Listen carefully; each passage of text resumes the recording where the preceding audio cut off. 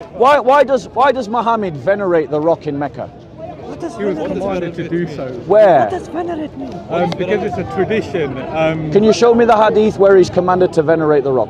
Not explicitly, but I know from Hazrat Umar that he did it, which meant the Prophet must have done it, but I don't Yes. know the direct. So the hadith that you're quoting is the one where he says where the companion kisses the rock, and he says, "I kiss you because Muhammad, not because I believe that you can do me any harm or any benefit. Yep. I kiss you because I saw Muhammad kiss you." Correct. Right. But why did Muhammad kiss that rock? He was. Yeah. See, I don't know the answer to that, but it's not idol worship. I can assure you of that. Right. Here's my point. Yes. Right. We know that there is a tradition in Arab pagan culture going back to Rome, even into Roman culture, because there was a Roman Arab emperor, I don't know if you know that, who used to worship a black meteorite rock. It's well known in the Roman Empire. Let me finish. And we know from Islamic tradition that Muslims used to worship rocks. Sorry, not Muslims, my apologies. Pagan Arabs used to worship rocks. I put it to you that the only reason why Muhammad kissed that black rock was because it was a pagan Arab tradition. Can I say something? That is completely contradicts. Yes, I'll bring you in. Let him finish his point and then I'll bring you in. Go on. It completely contradicts the message of the Quran, so I have to exclude that possibility because there is no shirk in our religion. The way I'd explain it is how maybe a father would kiss a child. So a father is kissing creation because it loves that creation. Right. In the same way, the Prophet would have been commanded from God to do a certain act, which is kissing that stone. I don't believe that the Prophet would have asked why, but he would have done it because he was commanded to do so. Right, I'm going to hold your points. I promised I'd let in this young man. I'll come back to your points. I'm not ignoring them, but I did say I'd bring... I appreciate that. And then I'll let this man talk, and then I'll reply to both of you, if that's okay. Do you... Go I on. just say one thing. Yeah. The rock is not a meteorite. It was sent from heaven. Okay, is that the point you want to raise? Yes. Okay. So firstly, from a geological point of view, every examination of that rock tells us it's a meteorite. It has all the attributes, it has all the characteristics that we find in other meteorites. So it's not sent from heaven, it's a meteorite by every geologist. Now, in terms of your point, my point to you is, I mean, what you gave was a lovely explanation, but I suggest to you, what's your name, bro? Farouk. Farouk, nice to meet you. Farouk, my name's Bob. I suggest to you, Farouk, that what you're doing is coming up with what's called a post hoc argument. In other words, it's made up on the spot. I want you to show me in the hadiths or the Quran where Muhammad is commanded to venerate the rock. Now let's be clear what Muhammad did. Number one, Muhammad kissed the rock, according to the testimony of the companions. According to the testimony of the companions, when he did his tawaf on the camel in the Kaaba mosque, he would go around, and at each time he circled, he would point to the rock with his stick and he would cry out, Allahu Akbar. Now, would you point to that tree and go, Allahu Akbar?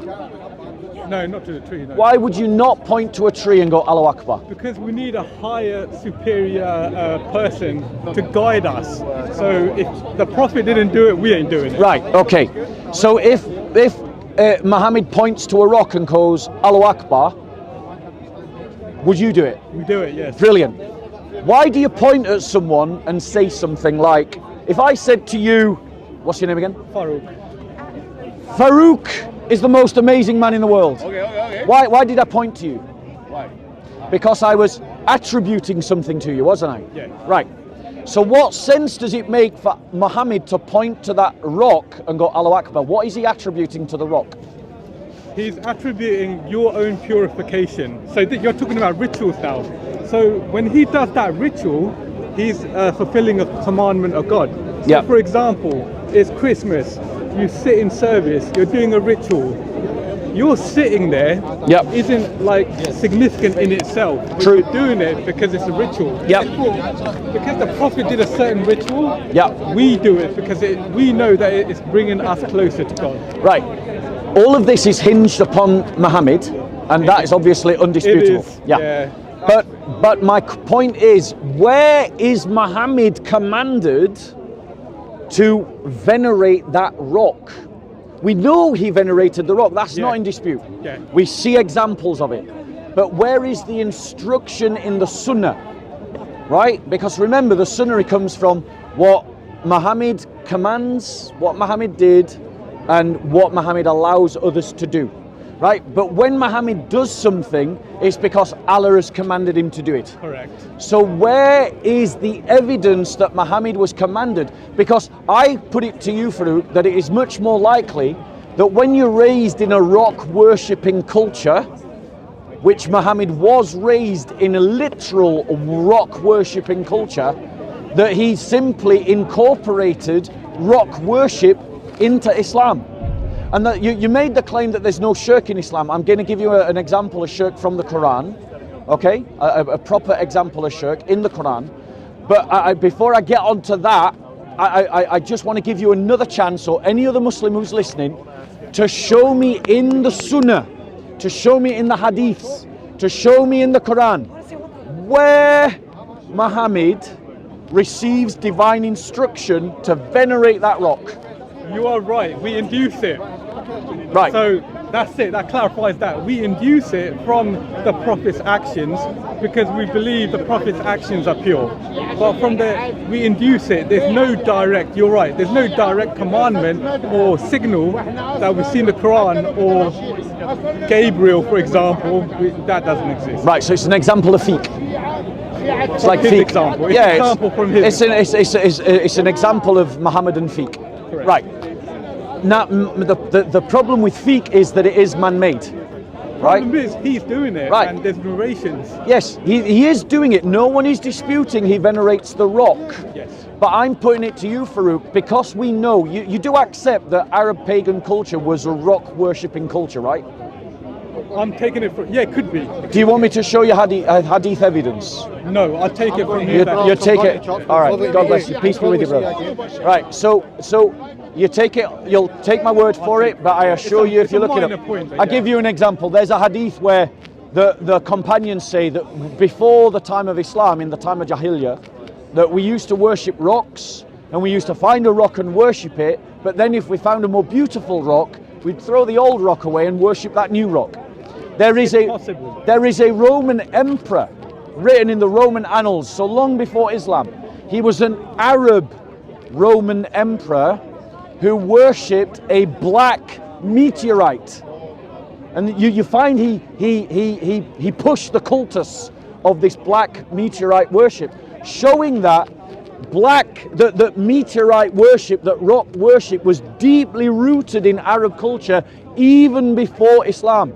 And I put it to you, Farouk, that actually what you're seeing when Muhammad venerates that rock, in the absence of any evidence of a divine command, is that Muhammad is just doing a pagan tradition that then becomes part of the Sunnah of Muhammad. 2 points. I don't think Romans made it to Arabia. They didn't, but Arabs did make it into Rome. Arabs made it to and brought it back, you're saying? No. A Arab became a Roman citizen, and then through marriage was elevated to emperorhood, and he brought pagan rock worship into Rome. Yes. Not into Arabia. Yep. He took Arab pagan culture into the heart of Rome. Yeah, understood. Point 2. We believe that Abraham made the house. Yeah, I'm just looking for. Sorry, I do apologise, Farouk. Come back in. Go on, your points. Yeah. You're on point 2. Point 2 is we believe Abraham made the Kaaba, made the house of God. He built it with bricks, and he was commanded to circumvent it. In the same sense, would you say Abraham was worshipping the Kaaba, or more accurately, he was doing what Allah had commanded him to do, build the thing and do the ritual around it? Right. Obviously, I reject the idea that Abraham built the Kaaba. I reject that idea completely. But I'll use an analogous one within Christianity. Within Christianity, we believe that God's presence was present at the Ark of the Covenant. What is the Ark of the Covenant? The Ark of the Covenant is what carried the commandments of the Lord. It was a chest, a decorated chest. The 10 Commandments. The 10 Commandments were put inside the Ark of the Covenant, and they went ahead of Israel on the tribes, right? And the people of Israel used to worship Yahweh in the direction of the Ark of the Covenant, right? And this is why Christians believe that you can direct your worship to God through venerating a cross or venerating an icon, or, you know, we're not worshipping the object, we're worshipping God. Ritualistically, and we're instrumentalizing the object in that act of worship. Correct. Now, I'm willing to accept that Muslims are doing the same, if you can show me that that's what Muhammad said. I have a point. Isn't his actions the same as him saying it? Right, but his actions need to be interpreted. His actions, you know, if I point at that tree and go, God forbid, Jesus is the greatest, and I point to that tree, someone could look at me and go, he thinks that tree is Jesus. Yeah. Another person could look at me and go, he thinks Jesus created that tree. Yes. Right? Your action can be interpreted in different ways. Now, in the absence of an interpretation given by the author of the act, right? Or or even a theology given by one of the companions that says you can worship Allah by directing it to his creation, which I think Islam would have a big problem with, right? Then that act has to be interpreted by its context. And the context was that Arabia was a rock worshipping pagan society. And so it's more likely that Muhammad was just doing something pagan by force of habit, by force of custom, by force of expectation, than it was by any actual theology or belief. Unless you can show me where Muhammad goes, Allah has said that we can venerate the rock to worship Allah. Again, 2 points. So the first point is, the first point is, because Prophet Muhammad got rid of the idols within the Kaaba when he came to Mecca, means he's against all of that rock stuff anyway. Do you know what? The rock was one of the idols. It couldn't have been, because the idols were actually formed, and the rock is got no form. It's just a cornerstone. But where did, think about this for a second. Think logically with me, Farouk. Yeah. Muhammad clears away the idols, and then that's one of the first things he does when he comes into Mecca. Correct. And then he does the tawaf, doesn't he? Correct. And what does he do at the tawaf? He points at the rock. Yep. Which means that the rock was already there. Yeah, in the right. corner. Yeah. As one of the idols. But it's not an idol. Okay, we'll keep going. My point is, Muhammad doesn't get the rock from somewhere else, bring it in to the Kaaba, place it in the corner, then do the tawaf, and then point to the rock. No, he doesn't. He comes into the Kaaba, he clears away the 360 idols, and then he does the tawaf, and then he points to the rock that is already there, which means that the rock was being worshipped. Remember, we've already established that the Arab pagans worship rocks. So why would you have a rock in the Kaaba, in a rock worshipping society that people are not worshipping? So the Kaaba, no, the rock must have been part of the Kaaba because it was always there already. So do you accept there's no distinction between the Kaaba and the rock? I'm happy to go along with the fact. I'll bring you in. Let him say something and then I'll bring you in. Yeah, perfect. And number two, the other point is when the tawaf was happening and the Prophet was pointing towards it, his companions knew the context, but a convert wouldn't know. So that's why after the event, it had to be clarified. And who clarified it? The Hazrat Umar clarified why that particular action took place. So all I'm saying is it's not necessary that a prophet explains everything. I'm walking, why am I walking? I'm pointing, why am I pointing? It's okay for a disciple afterwards to clarify why a certain thing happened. Right. So there's no paganism. So I'll hold your points. I'll let this young man say his point, and then I'll reply to you both. You said earlier that if I can point at a tree and say Allah Akbar, I can. You can or you can't? I can. Can you point to me and say Allahu Akbar? Why not? I can. You can? What did you? Because your creation is God. Okay.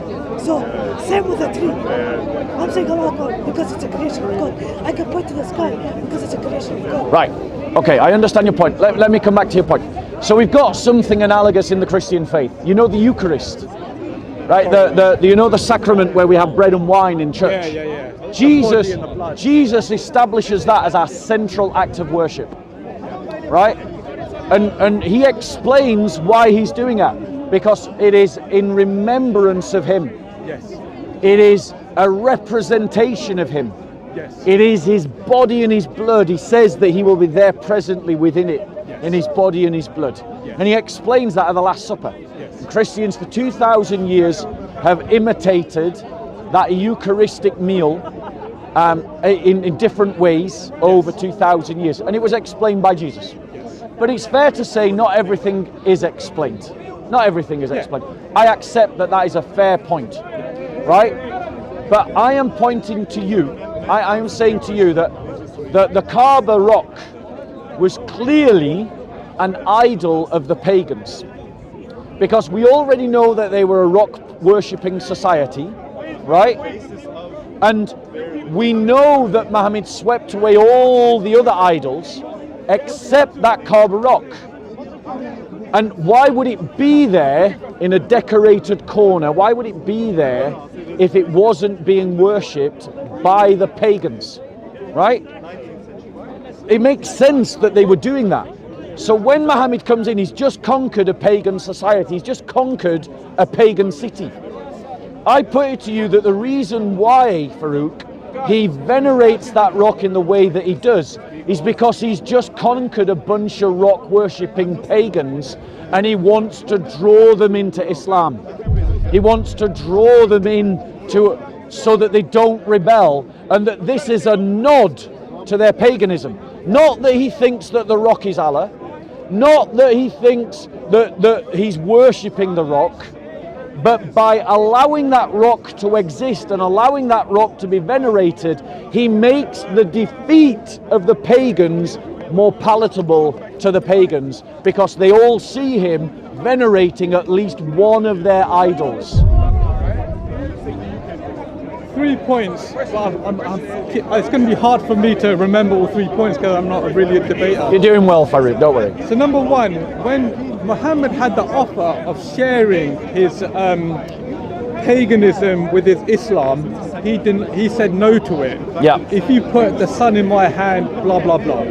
So he has no interest in after he's conquered Mecca, he's got no interest in, is it placating any of these pagans. Yeah. Number two, in the same context, Christians don't believe that the bread is an idol. The bread is a symbol. So there's a difference between a symbol and an idol. Well, some Christians do believe it's a symbol, just to let you know. Oh, fair enough. Yeah, it's all right. It's a minor point. Carry on. 1 point. And number three, we believe from the time of Prophet Abraham that rock was there. Therefore, God has given Abraham permission to leave it there. I don't like it. Prophet Muhammad didn't have the authority to take something that Abraham had put. Right. And number two, because Abraham worshipped the Kaaba in a certain way, the Prophet had to do the same, because it's a lineage, it's one religion continuing basically. Where is the evidence that Muhammad had any knowledge about what Abraham and how Abraham behaved? Because Prophet Muhammad was an illiterate man, so any knowledge he did have had to be revealed to him. Right. And then we believe within those revelations, that's what. Where again, Farouk, where is the evidence? Because I put it to you that a lot of what Muslims believe actually just comes from tafsir, Okay. not from hadith. Sure. It's like what Ibn Kathir said, or some other Islamic commentator, rather than what the hadith say. Where does the hadith show? Where does Muhammad say that this is how Abraham used to do it? I don't think. Again, I don't have the knowledge, and as far as my knowledge is, that doesn't exist. Right, and I'm not aware of Muhammad ever saying anything like that either. But what I am aware of is that a lot of the tasfirs They just make up stories. They're filling in the gaps. Yeah, they do. They're filling in the gaps. Yeah, they do. They're filling in the gaps. But the Tasfirs are just commentators.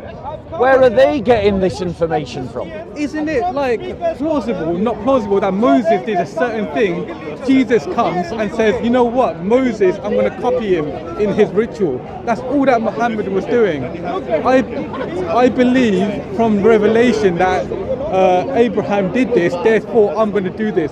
That was Muhammad's position. Right. He was doing it. I know that that's what he said, or rather, I know that that's what, no. I know that that's what Muslims say about Muhammad, but my challenge to you is to demonstrate to me, and maybe you can come back another week to do this, to demonstrate to me where Muhammad makes that justification. Explicitly says. Where he explicitly says it, or where one of the companions say, oh yes, we know that this tradition comes from Abraham. Like, because I think that, and I'd really want you to think about this, Farouk, that it's much more likely that, bearing in mind he's just conquered a rock worshipping society, that actually he includes the veneration of this particular pagan idol, right, as a means of placating the newly conquered audience. Now, I said I would give you an example of shirk in the Quran. Okay, yeah. Right? Yeah. So I'll give you, and then we can either discuss it or you can go, whichever thing you want to do. I just want to say you've been a wonderful person to speak to. Likewise. Thank you. So tell me, shirk, I'll give my definition of shirk, you tell me if I've got it right. Yeah.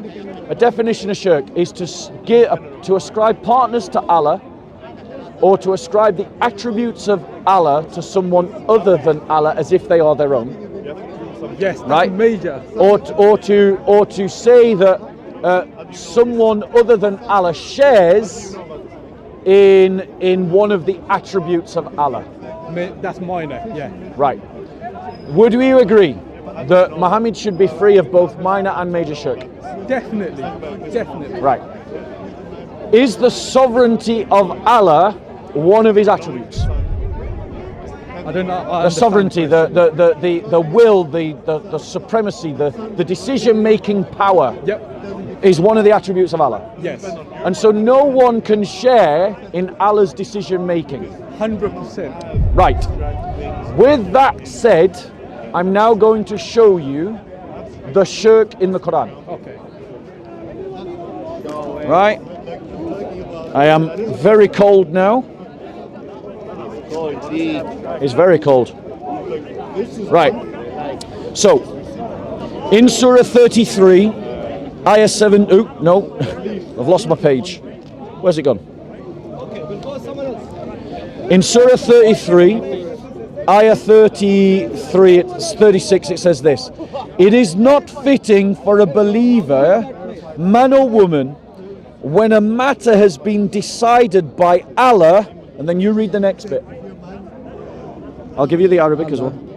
And his messenger to have any opinion about that decision. What? No, does it say that or there? There. Right, their decision. So it says Allah and Muhammad, their decision. Now that means that they've made a joint decision, doesn't it? Not necessarily. What does it mean? It means that there's a representation of Allah's command on earth through, you would say, Jesus at his time, we believe Muhammad at his time. Yeah.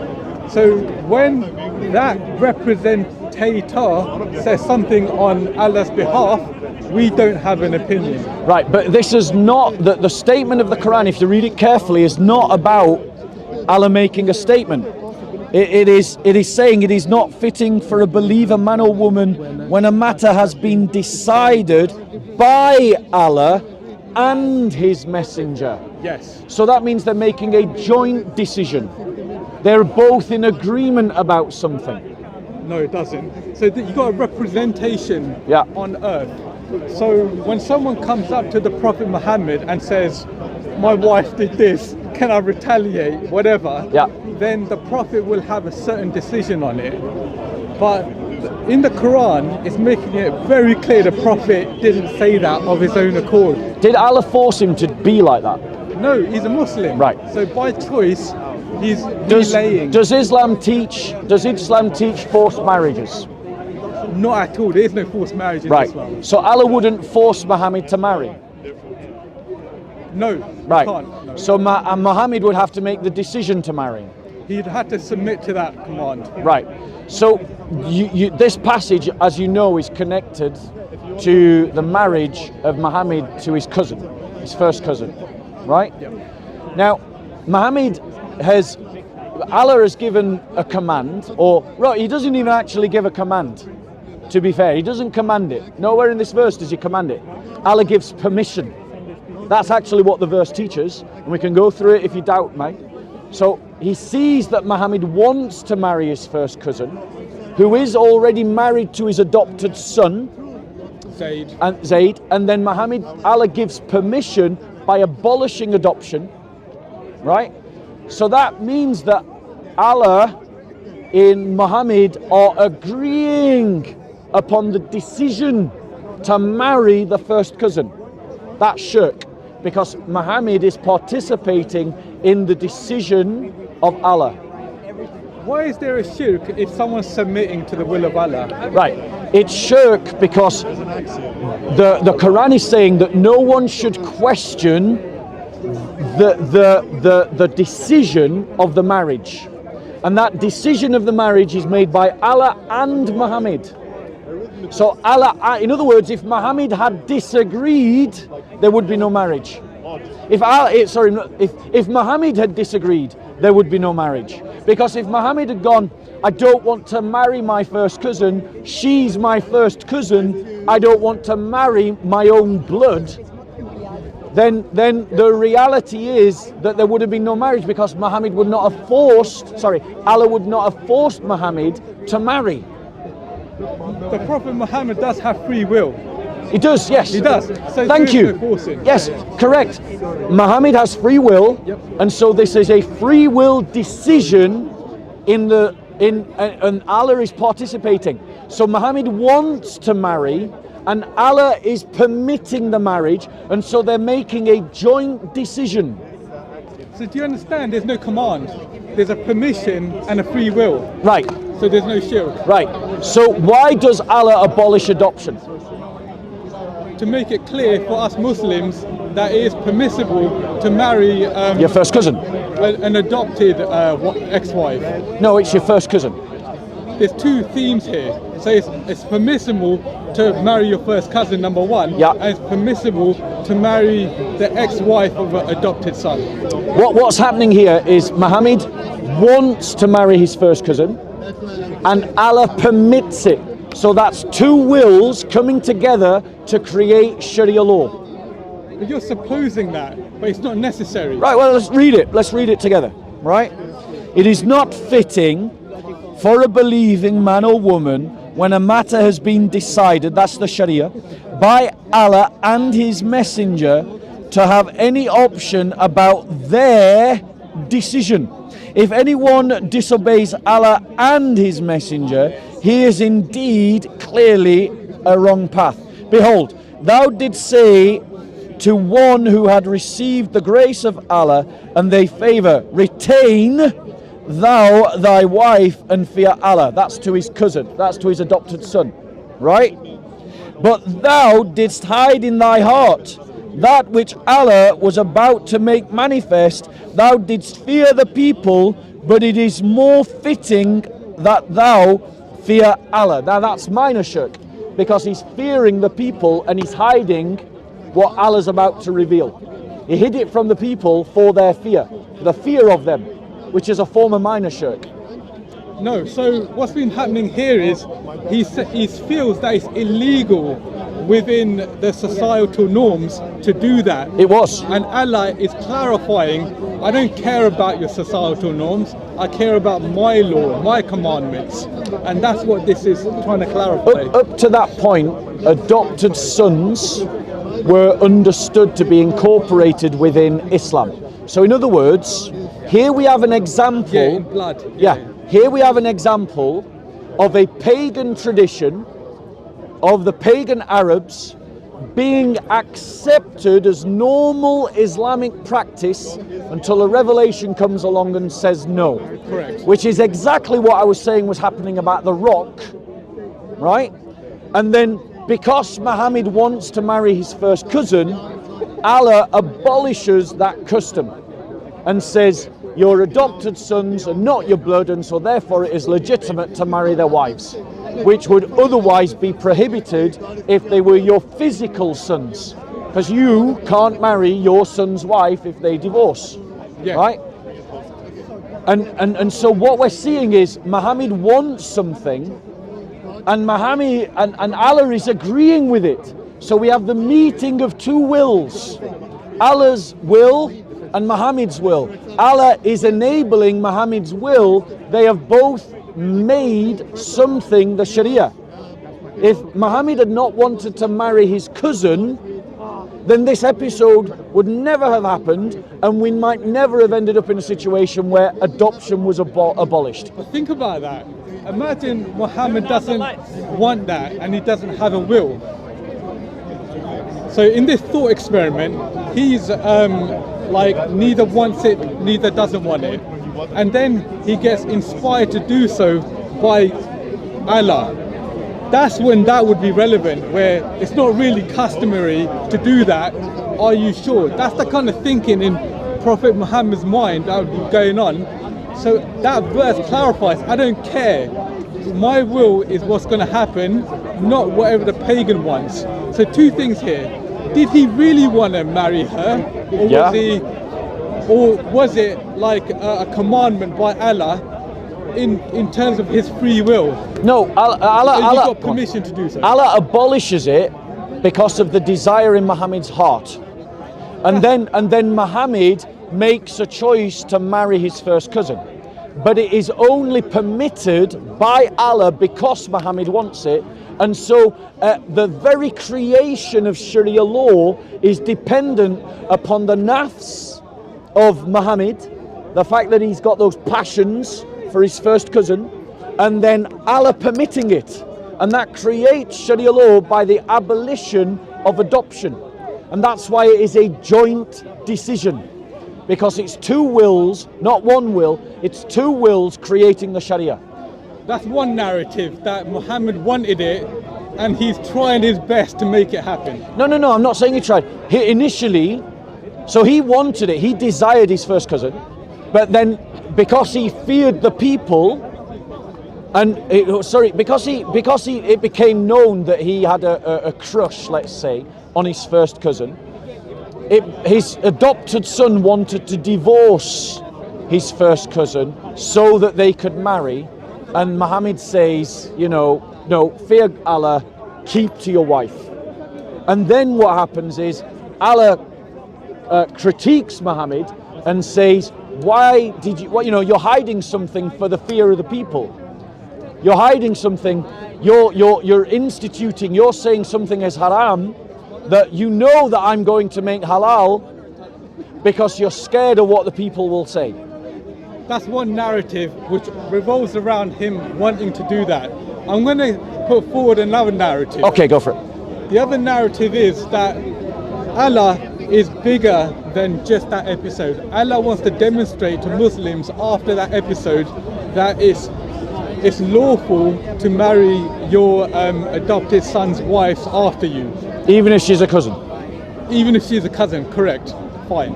So to demonstrate that, Allah has decided that he's going to use his prophet to do that.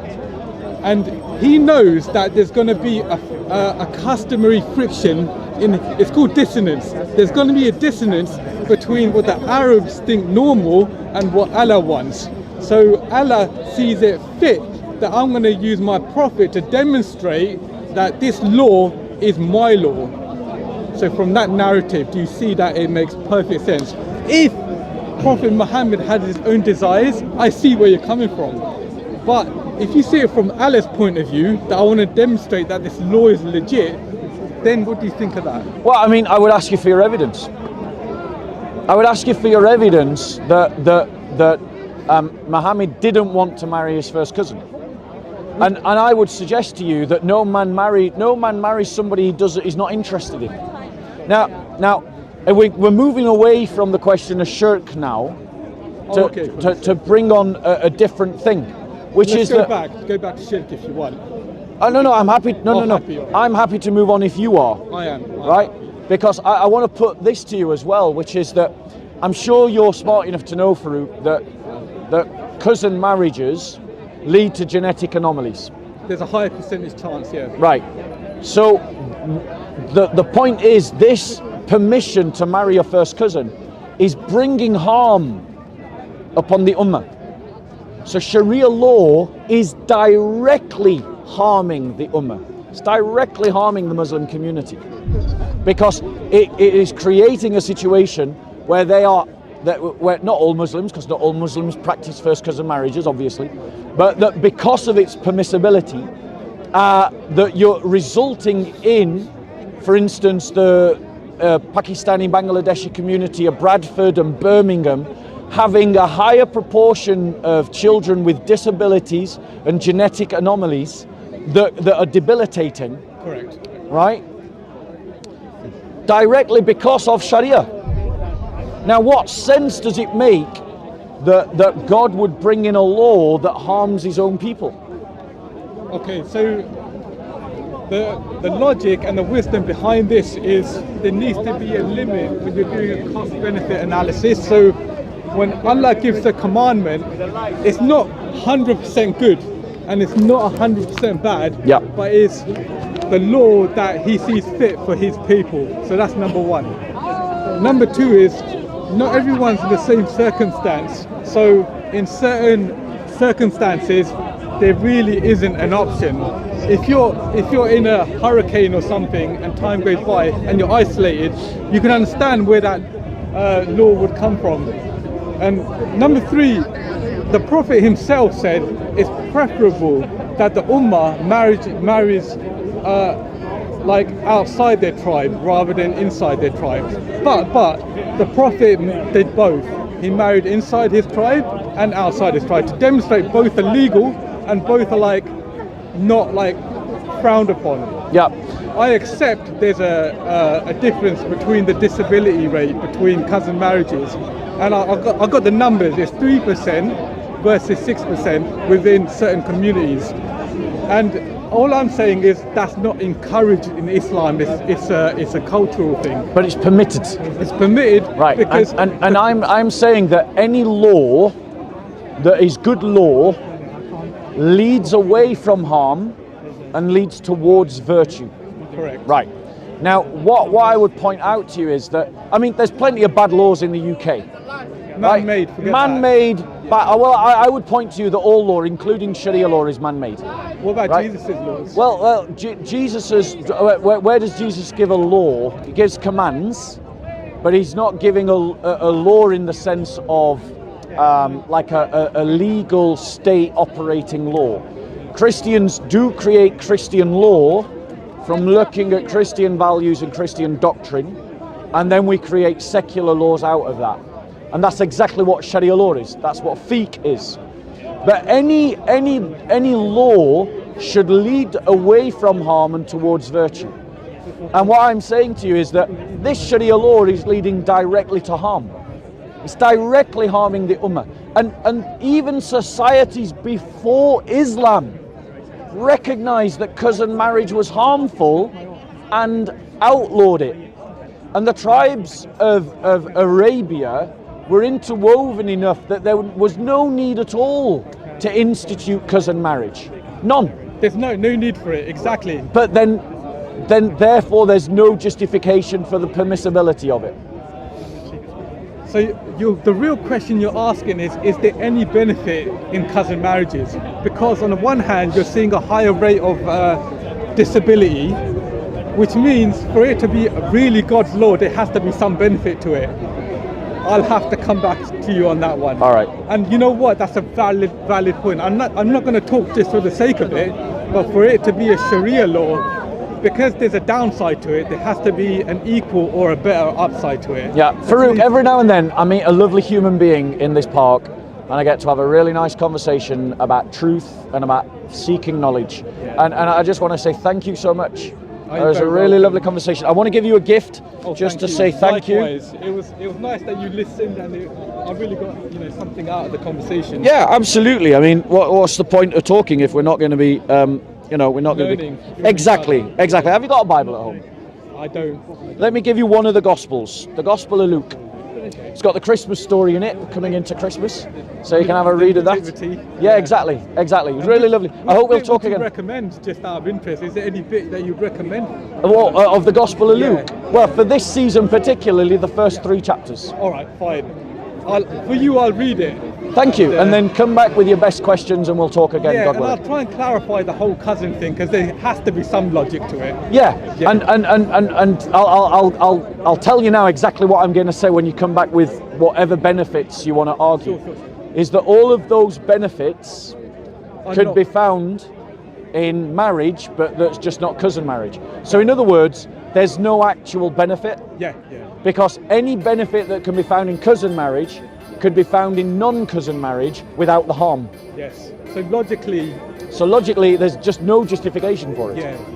So the onus is on me to find some benefit. Exactly. I'll try my best to do that. Exactly. Right, Anyway, nice. Farouk, God bless Bob? you.